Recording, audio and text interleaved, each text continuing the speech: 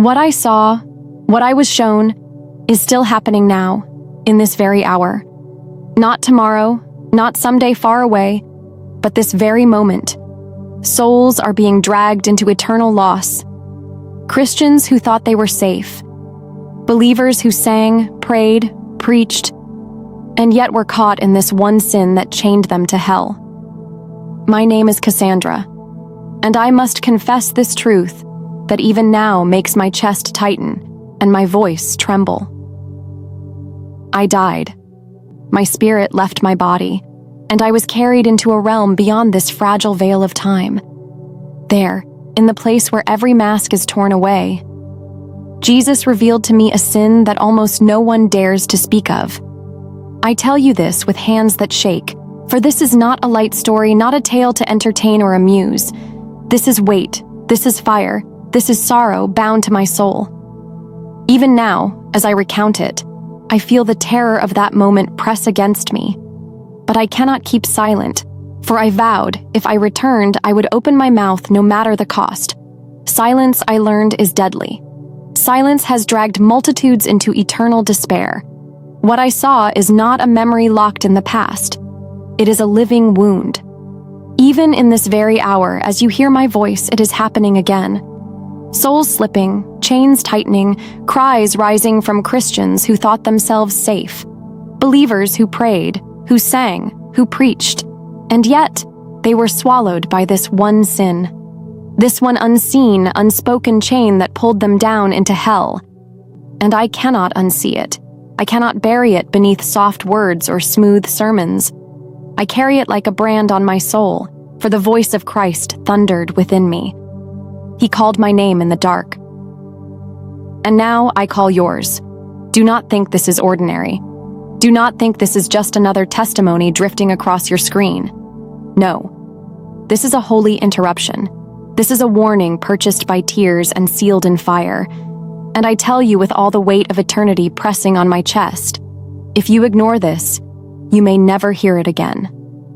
He called my name in the dark. And he is calling yours now. Before I continue, ask yourself, if this were your final hour, would you even hear this warning again? Subscribe to the Serene Bible now, because one day, silence will cost you eternity. If you refuse, at least write in the comments why you are rejecting this truth so that others may mourn for you. Before the fire came, before the veil was torn, my life looked so ordinary that no one would have suspected the storm waiting beneath it. I rose with the mornings like everyone else, wrapped in the small duties of the day. The sun would climb, and I would clothe myself with busy hours, work, errands, small conversations. I laughed when others laughed. I bowed my head when prayers were offered. My hands knew the motions of worship. My lips carried the songs. But deep within me, there was a hollow that I refused to name. Something always felt off, like a shadow at the edge of my sight. But I buried it beneath distractions. I thought if I kept moving, if I kept speaking the right words, if I stayed surrounded by noise, then the silence in my soul would not speak. He called my name in the dark. But I ignored the echo. There were evenings when the stillness pressed too close. Nights when the room grew quiet, and I could no longer hide from myself. I would feel it then, the gnawing emptiness, the weight of something missing, something broken. My spirit stirred uneasily, but I silenced it with comforts. I reached for the glow of screens, for conversations that filled the air but never touched the heart. I smiled, but it was a mask. I prayed, but my prayers were shallow ripples, never striking the depths. I thought myself safe because my life looked like everyone else's. My sin was invisible, but my soul was slowly withering. I did not know then that I was drifting toward a cliff edge. I did not see that every day of numbness was a step closer to the abyss. He called my name in the dark, and I turned away. Looking back now, I see the warnings. They were small, quiet, but they were there. An unease when I heard sermons about holiness, a heaviness when I saw others burning with a fire I could not feel, a sorrow when I stood in worship and felt nothing move in me, Judgment was already at the door, whispering its presence, but I hardened myself. I told myself, tomorrow I will repent, tomorrow I will change, tomorrow I will give him more of me. But tomorrow never came. Instead, I wrapped myself in the comfort of routines. I became skillful at looking alive while dying within. I deceived others, but worse, I deceived myself. He called my name in the dark, and I silenced the voice. Even now, when I remember those days, I tremble, because I know there are many listening who are walking that same path. Many who wear the garments of faith, but not the fire of it. Many who nod at truth, but do not tremble under its weight. I was one of them, and I did not see how close I was to eternal ruin. The hollowness grew, the silence deepened. The warning pressed harder, but I kept pushing it aside, thinking life would go on forever, thinking grace would always wait. I tell you this with sorrow. I was living on borrowed breath, and the hourglass was already breaking.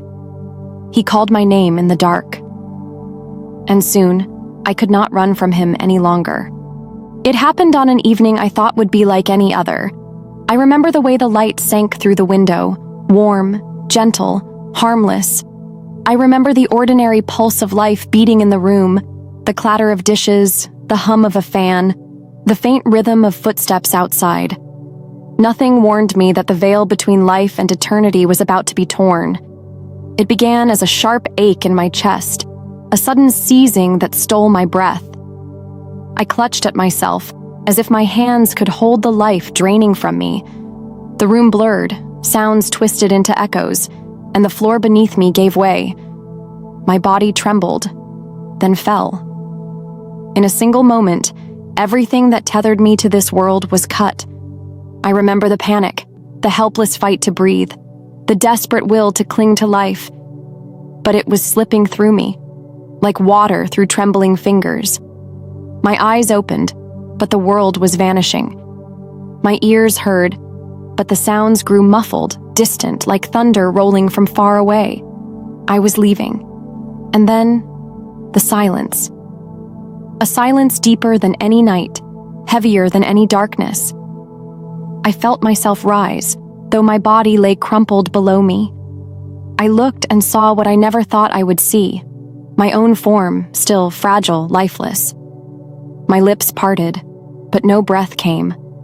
My heart still, though I was aware, conscious, alive in another way. He called my name in the dark, and this time I could not ignore him. I hovered, weightless, between two worlds. The room was before me, yet it was distant, fading. The ceiling dissolved, the walls melted away, and all I knew was a vast expanse of shadow and light pressing in from everywhere at once. I was detached, yet more awake than I had ever been. Every moment of numbness, every ignored warning, every whispered prompting I had silenced, all of them came back with piercing clarity. There was awe, yes, but also terror. Because I knew then, the life I thought was mine was never mine. The breath I assumed would rise again in my chest was gone. My illusions shattered like glass under the weight of eternity. I felt a pull, a current drawing me into the unknown. My thoughts screamed, not yet, not yet, not yet. But it was too late. The border had been crossed. The silence swallowed me whole. He called my name in the dark, and his voice thundered through the void. It was not a sound of comfort at first. It was a summons, a weight, a truth too heavy to bear. His voice stripped me of all pretense. My masks fell, my excuses shattered, my shallow prayers evaporated. I stood naked in the reality of my soul. The awe was overwhelming, but the fear was greater still. Because I realized, death does not wait for readiness. It does not pause to let you repent. It does not slow to let you fix what you wasted. It comes like a thief, and in a heartbeat, everything is decided. Most people hear warnings but scroll away, and then death comes suddenly. If you keep watching without subscribing, you're treating your soul like background noise. Subscribe to the Serene Bible or admit in the comments that eternity doesn't matter to you. I hovered there, trembling in the unseen, and the refrain kept burning in me. He called my name in the dark. And for the first time, I knew there was no place to hide, no tomorrow to lean on, no second chance. Only him and the truth of who I was. He called my name in the dark, and the darkness broke. At first, it was only the faintest shimmer, a sliver of radiance piercing the void, like dawn pushing through a night that had no stars. Then it widened, stretched, and opened before me like a living pathway, a tunnel not made of stone or dust, but of light itself. The shadows recoiled, and I felt myself being drawn toward it, as though every fragment of my soul longed to answer that pull. The light was not like the sun. It was alive. It pulsed, it breathed, it wrapped itself around me in a warmth deeper than fire, yet gentler than water. I stepped, or perhaps I floated, into that tunnel, and in that instant, time dissolved. Seconds, minutes, years. All of them unraveled like threads from a garment. There was no past or future, only the weight of forever pressing against me, pressing into me.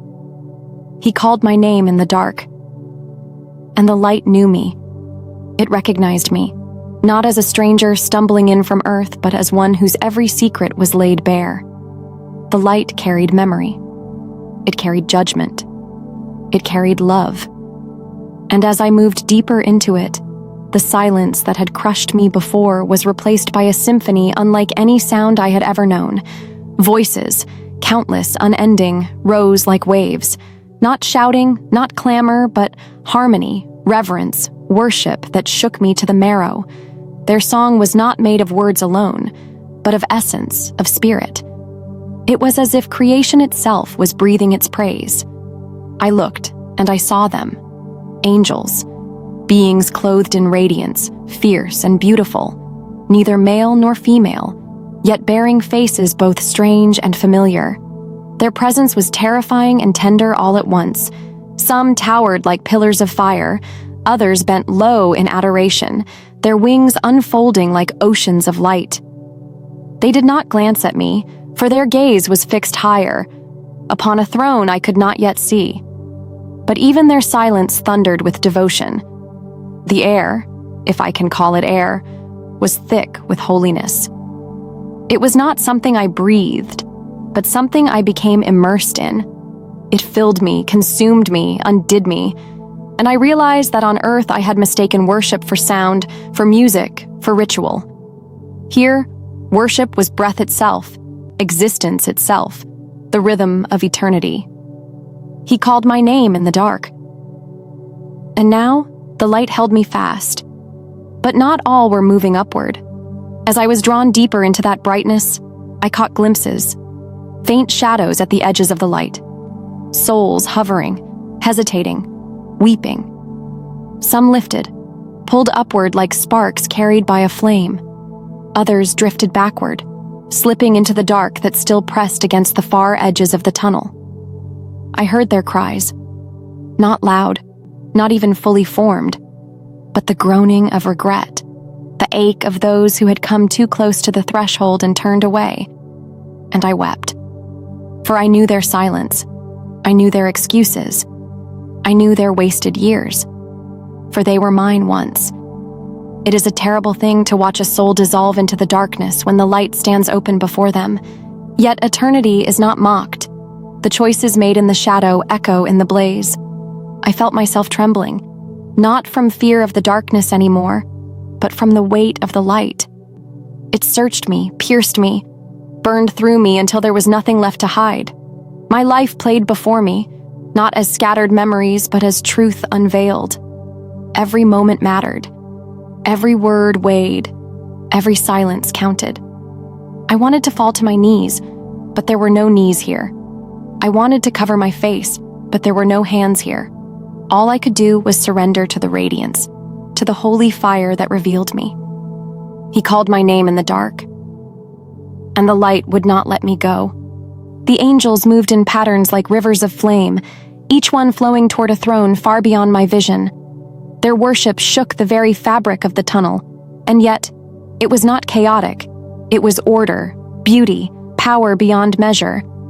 Some bore swords of fire, others trumpets of gold, but all were servants of a king whose presence was drawing nearer with each breathless step I took. The souls ascending around me shimmered like stars, clothed in garments I cannot describe, woven not of fabric but of righteousness, of purity. They glowed not with their own light, but with borrowed light, reflected light, a glory given to them. I longed to be among them. I feared I did not belong. Still I was carried forward. Still I was undone. And the refrain burned through me. He called my name in the dark. And that call was stronger than my failures, stronger than my shame, stronger than death itself. I knew then, this was not just a crossing, this was a reckoning. He called my name in the dark, and the light drew me nearer. The tunnel, the angels, the songs of eternity, they were but a preparation for the moment that awaited. I did not know it then, but I was being carried into the very heart of the mystery. The brilliance ahead grew unbearable.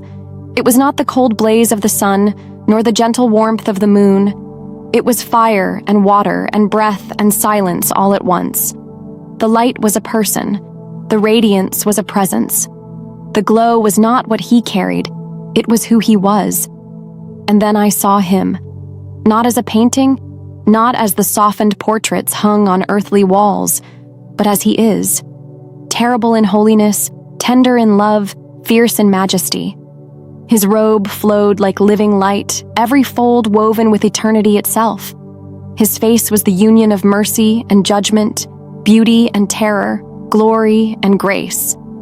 I could not look away, and yet I could not endure his gaze. For his eyes, oh, his eyes pierced me deeper than words. They searched every hidden place I thought long buried. Every shadow I carried trembled under their brightness. He looked at me, and in that gaze, every excuse died. Every mask fell. Every false prayer burned to ash. He called my name in the dark. And now, his eyes read my soul. I wanted to hide, but there was nowhere to run. I wanted to stand tall, but my knees were made of dust. Before him, I was not woman, not title, not role. I was simply truth, and the truth was laid bare. He did not speak at first, yet his silence thundered louder than 1,000 sermons. His presence judged, healed, condemned, and redeemed in a single breath. I felt him weighing me, not to destroy me, but to reveal me. And then he spoke. His voice was not a sound. It was a river, a wind, a fire. It shook me and soothed me all at once. It entered not just my ears, but my very being. You were brought here for a reason. The words shattered me, not because they were harsh, but because they were holy. I felt my soul bend beneath their weight. What reason? Why me? I was not worthy. My lips trembled, my heart collapsed, and yet I knew. This was not an accident, not a mistake, not a fleeting vision. This was appointment. This was decree. He knew me entirely, completely, perfectly. Every secret sin, every whispered prayer, every hidden kindness, every selfish ambition, every wound I carried, every word I spoke, every silence I kept. All of it lay naked before him. And though his eyes pierced me, they did not destroy me. They burned with something deeper than wrath. They burned with love so holy, it terrified me. He called my name in the dark, and he brought me here for a reason. In his presence, I felt both small and infinite, condemned and beloved, ruined and redeemed. There was no pretending. There was no bargaining. There was only surrender. And yet, though his glory was unbearable, though his gaze undid me, I did not want to leave. For in that fire was life. In that fire was truth. In that fire was the one I had always longed for, even when I did not know his name. I fell inward, not downward. I collapsed into the recognition that everything I had ever searched for was standing before me now. My soul whispered a confession it had held back for years. This is the one. This is the Lord. And I knew I could not return the same. He called my name in the dark, and he would not let me go until I bore witness. So now I tell you this, not as a story, not as a memory, but as a vow kept. For I promised him, if I returned, I would speak, I would burn, I would not remain silent. And I speak to you with trembling love. Do not harden your heart. If you believe this moment matters, subscribe. If you cannot, then write in the comments, I chose the world over Christ. Let it be known who you serve. For I saw him. And once you see him, you cannot unsee. Once you hear his voice, you cannot pretend it was silence. Once he calls your name, you cannot pretend you did not hear. He called my name in the dark. And he is calling yours now. And when his gaze searched me, when his words declared purpose over me, he did not stop there. For his eyes do not only pierce, they unveil. His presence does not only comfort, it reveals. The light around him shifted, like a veil being pulled back from eternity. And I was made to see, not with these earthly eyes that blur and fade, but with vision lit by fire, vision that no flesh could survive. What he showed me still haunts me. I saw rivers, endless rivers. But they were not filled with water. They were filled with souls, millions upon millions, swept away as if carried on unseen currents. Their cries echoed, but their voices were muffled beneath the rush. And every hour, new souls poured into the river like a flood that never ceased. And I asked, not with words but with trembling thought, what bound them? What dragged them into this torrent of doom? And the answer came not as a whisper but as a wail in my soul. Unforgiveness. Not murder, not theft, not adultery. Unforgiveness. The sin no one speaks of. The chain Christians wear while singing hymns. The poison swallowed while praying at the altar. The burden carried into graves while pretending to be free. He called my name in the dark. And he showed me the hidden sin dragging millions into hell. I saw believers, people like you, people like me, who thought themselves safe. Their lips sang the name. Their hands lifted in worship. Their voices echoed prayers. Yet around their necks, invisible to men but blazing in heaven, hung chains of bitterness, chains of grudge, chains of wounds never released. And I wept. For this was not about strangers, not about pagans, not about faraway lands. No, this was about us, about the church, about those who call him Lord, Lord, but refuse to forgive as they have been forgiven. Every hour, more were dragged into the current. Every hour, another soul who clutched their right to vengeance instead of the mercy of Christ. Every hour, another believer deceived by the thought that heaven could make peace with hatred. Return to the fire. I whisper it again. Return to the fire. For only in his fire is bitterness consumed. The sight broke me. Rivers upon rivers, believers bound not by what the world did to them, but by what they refused to release. And I heard his voice again, terrible in tenderness. This is not a small thing. This is the poison of the church. Many believe they are safe, but this sin condemns them. And I could not deny it. I saw leaders swept away. I saw worshipers chained. I saw marriages ruined, families torn, friendships buried under the weight of old wounds never healed. They all thought they had more time. They all thought forgiveness was optional. They all thought grace would overlook what they refused to surrender. But I tell you this as one who has seen too much to remain silent. Unforgiveness is hell's rope, and every hour, more and more are bound by it. He called my name in the dark, and he let me see rivers of souls bound by chains they carried willingly. And now, beloved, hear this warning. This is not history. This is not distant prophecy. This is not someone else's burden. This is ours. It is about the secret grudge you hold, the bitterness you nurture in the shadows, the memory you refuse to release because it feels like justice.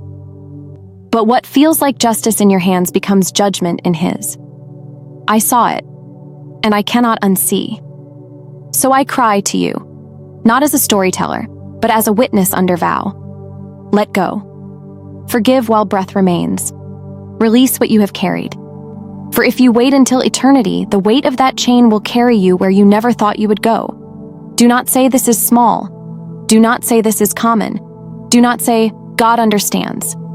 For what he showed me is this: millions are falling every single hour because of this one overlooked sin. Return to the fire. Let the fire burn the chains from your soul. Let the fire consume the grudge you have clung to for years. Let the fire purify what bitterness has defiled. This is not entertainment. This is eternity. Subscribe to the Serene Bible so this truth never leaves your sight. If you refuse, confess in the comments why you choose silence while millions fall. I vowed to speak, and now I speak. I vowed to burn, and now I burn. I vowed to tell you what I saw, and now I tell you. Unforgiveness is the rope of hell. He called my name in the dark, and he is calling yours now. He called my name in the dark. And when the rivers of unforgiven souls faded from my sight, I thought my heart could break no more. But the vision did not end in despair. For his mercy, though fierce as fire, always bends toward hope. And so, he opened before me another veil, another unfolding. This time not of death, but of what could yet be. I saw the future. It stretched before me like a vast horizon, trembling with both promise and peril. I beheld generations not yet born, faces lit by the glow of time that had not yet come. And as I gazed, I understood. The world ahead would either burn in ruin or blaze with holy awakening. It would depend on one thing: repentance. I saw cities trembling under shadows, their streets filled with noise, their people distracted, their hearts cold. Yet above the shadows, I saw sparks. Small at first, fragile as the flicker of a candle in a storm. But then, as though heaven itself leaned low and breathed upon them, the sparks caught fire. And where there was one flame, suddenly there were many. Return to the fire. Yes, I heard it again. This ancient summons, this holy refrain. For every generation must return or else be consumed. And then I saw them, chosen ones, not chosen by wealth, not chosen by bloodline, not chosen by earthly crown. No, they were chosen by surrender. Men and women who knelt when others mocked, who fasted when others feasted, who forgave when others clung to bitterness. Their garments were not stained with pride. Their hearts were not divided. They were set apart, burning with a strange brightness the world could not ignore. They rose like dawn across the nations, silent intercessors in hidden rooms, mothers weeping over children's destinies, young ones who turned away from pleasure to seek the ancient paths, old saints who refused to let the flame die. Together they became the answer to the darkness. But I also saw another vision, a warning carved in flame. If this generation does not repent, if hearts cling still to bitterness, to pride, to deception, then the rivers I saw before will not only continue, they will overflow. Whole nations will drown in spiritual ruin. Families will be devoured. Churches will be hollowed out, shells with no fire inside. And the sound of lament will stretch from continent to continent as the harvest of souls withers under judgment. He called my name in the dark, and he let me see both paths. Yet my heart clings to the brighter vision, for within it I saw revival. Not the shallow revivals of man, with lights and noise and empty applause, but the revival that breaks chains, that bends knees, that restores truth. I saw a remnant carrying torches into the night, and wherever they walked, the ground shook with awakening. The sick rose, the bound were freed, the deceived turned to truth, and the nations whispered again the forgotten name. Yes, I saw hope. A fragile hope, but alive. And I knew, even as I stood trembling, that the prophecy was clear: revival or ruin, repentance or despair. The choice is not written in stone. It is written in us, in you. in me, in whether we forgive, whether we surrender, whether we return to the fire. Return to the fire. Let that refrain echo, not as poetry, but as a lifeline. For the future is not fixed in darkness. It waits for the burning ones, the chosen, who will say yes. And so, I must tell you, the awakening has already begun.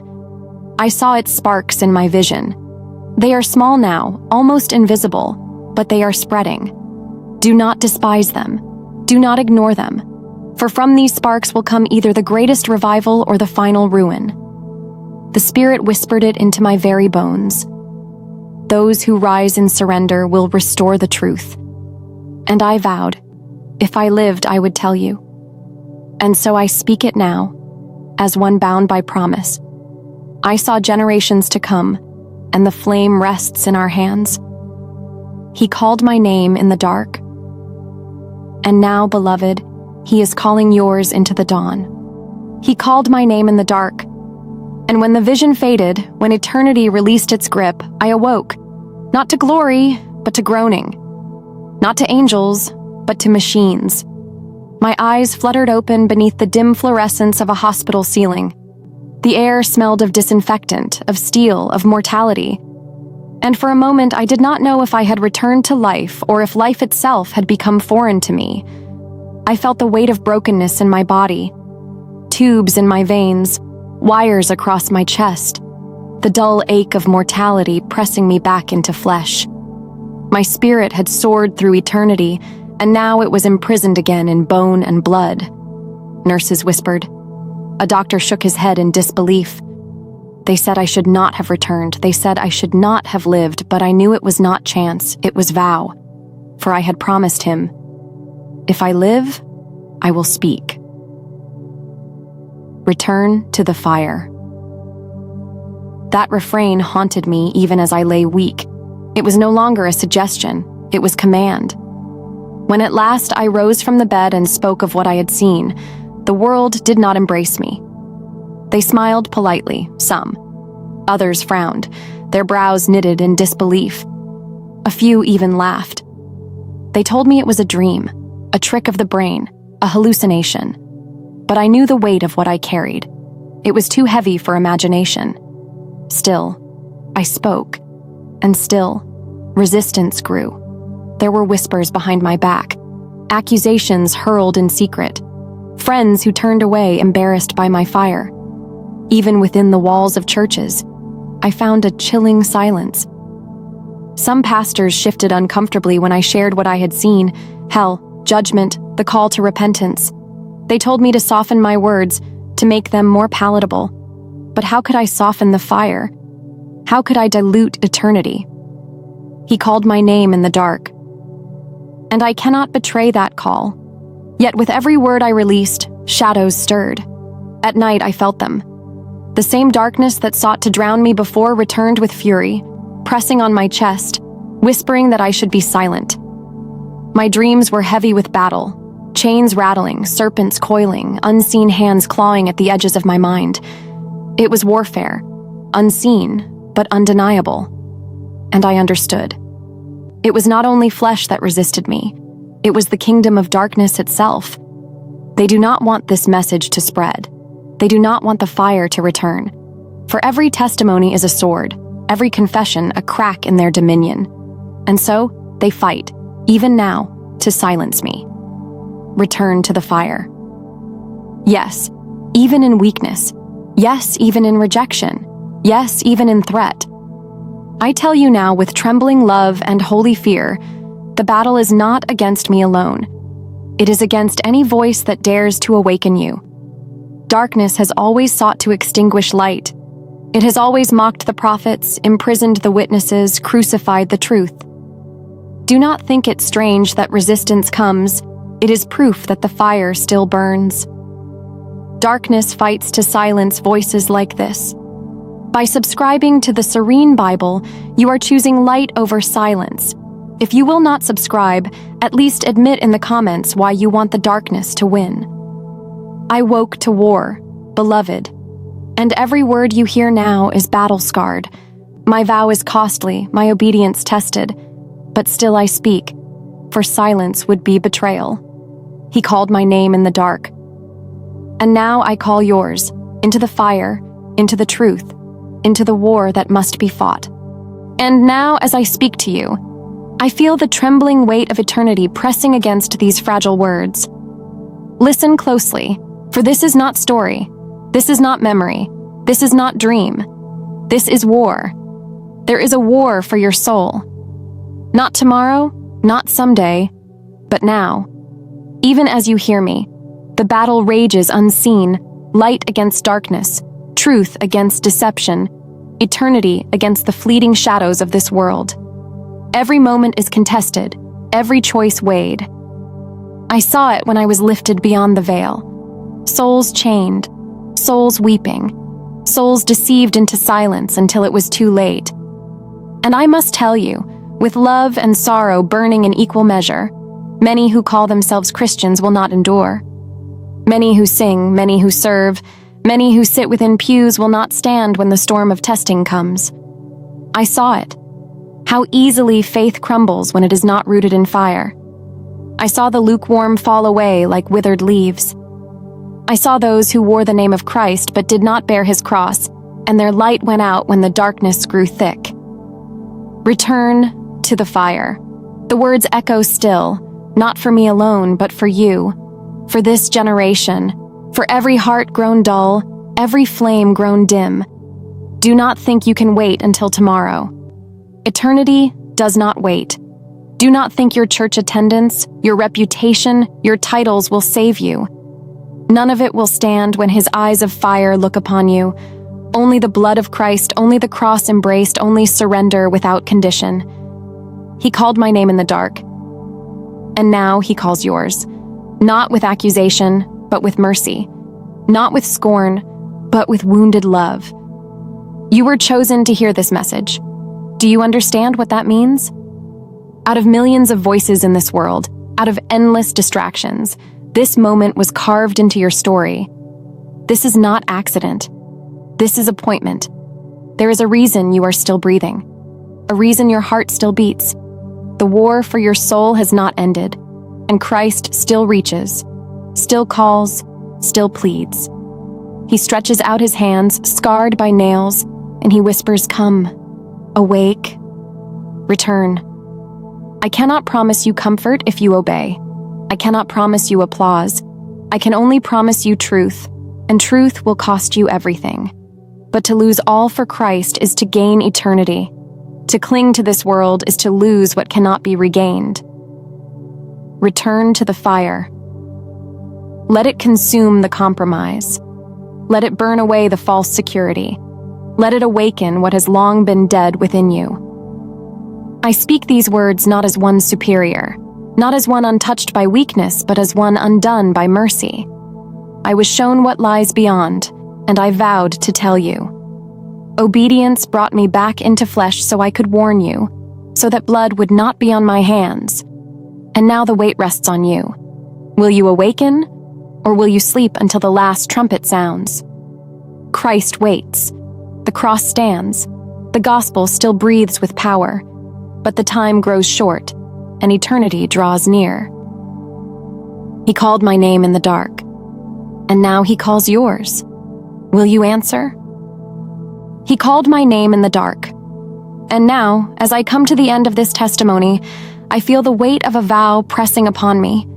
For this is not merely the story of my life, nor simply the story of my death and return. This is not just my story, it is yours. Yes, yours.